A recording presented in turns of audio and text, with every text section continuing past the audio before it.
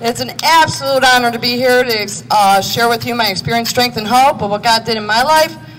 5.5 years ago, I was walking down a street called 34th Street. Jeannie, my friend there, knows it well. It was Christmas Day, and I was willing to do anything to get a hit. I just got out of jail for the 11th time. I went to jail after that. 11th time. I had lost my daughter to cancer at the age of 12.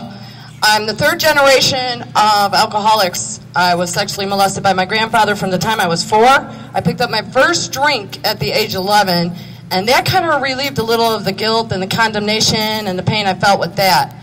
I started partying in high school, but for some miraculous reason, by the grace of God, I laid down drugs when I was 18 years old, and I made it in the beauty business. I flipped houses and made it to the top.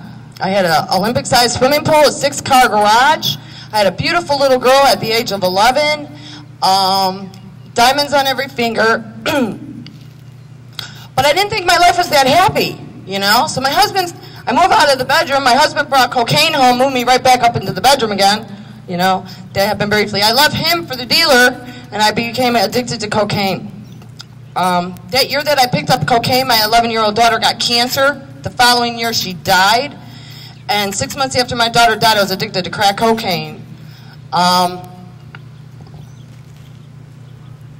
went to jail on a regular basis, every couple months, whether I needed it or not. I thought I was all that. My dealers used to bond me out of jail.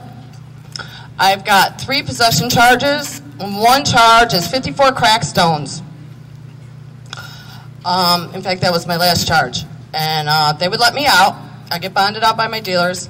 Finally, God said, that's all. That day on Christmas Day when I looked up, I said, well, if you're not going to let me die, I had knives to my head, guns to my head. I've been raped, beaten by many dealers. I went through 8 cars, and I finally threw the towel in. I went to jail on the 12th time after I prayed that prayer, help me here on Christmas Day. A couple days later, I went to jail. Some people like we came here today to tell you about the real man. That is the man. Yeah. That's the man. I got introduced to him. I found out that there's no condemnation in Christ. None. You know what I mean? All I got to do is confess what I did. Admit that I did something. Put my big girl panties on, like Jeannie said, and own up to my stuff, you know, and ask forgiveness. You know, I really believe God's got a revival going on in these prisons. I'm telling you, mighty people come out of here. You know what I mean? Because we were on the streets serving the wrong man. Now I'm serving the right man, you know, and he is the man. I remember that I walked into the courtroom after my 12th time to jail. I walked in the courtroom, and my whole neighborhood watch was on the left side. And they had posters, and they're like, shirts, you need to lock her up, you need to put her away. You know, she violated 3 probation, she's got 3 possession charges, this woman is no good for our neighborhood. And the judge looked at me and he said, I'm giving her rehab. I got rehab, I threw in the towel, I said, I have no idea how to do this, so I'm just giving it to God. And I did. I did the right thing. I got into a 12-step program, worked the steps, got a relationship with God. I'm here to tell you about a relationship with God. No religion, a relationship with God to do this, you know?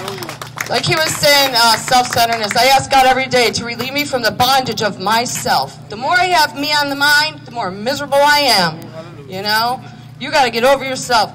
You know, I paid $60-some for a hotel last night. I drove up from St. Petersburg, Florida to see you guys today, to give you the hope that God has given me. You know, it ain't none about your circumstances, you know? You know, your past becomes your message becomes your message, you know what I mean? No matter how far down that scale you've gone, your experience is going to benefit somebody, you know what I mean? It shows the glory of God, and God is in the impossibility business, I'm telling you, and I'm her. So we have these little things we want to go over with you and tell you about the real man. So we might break you up in little groups and get with some of the teammates that are here today. Can you raise your hand? Like, get with one of these guys, one of these girls or guys, and let's get it on. Thank you.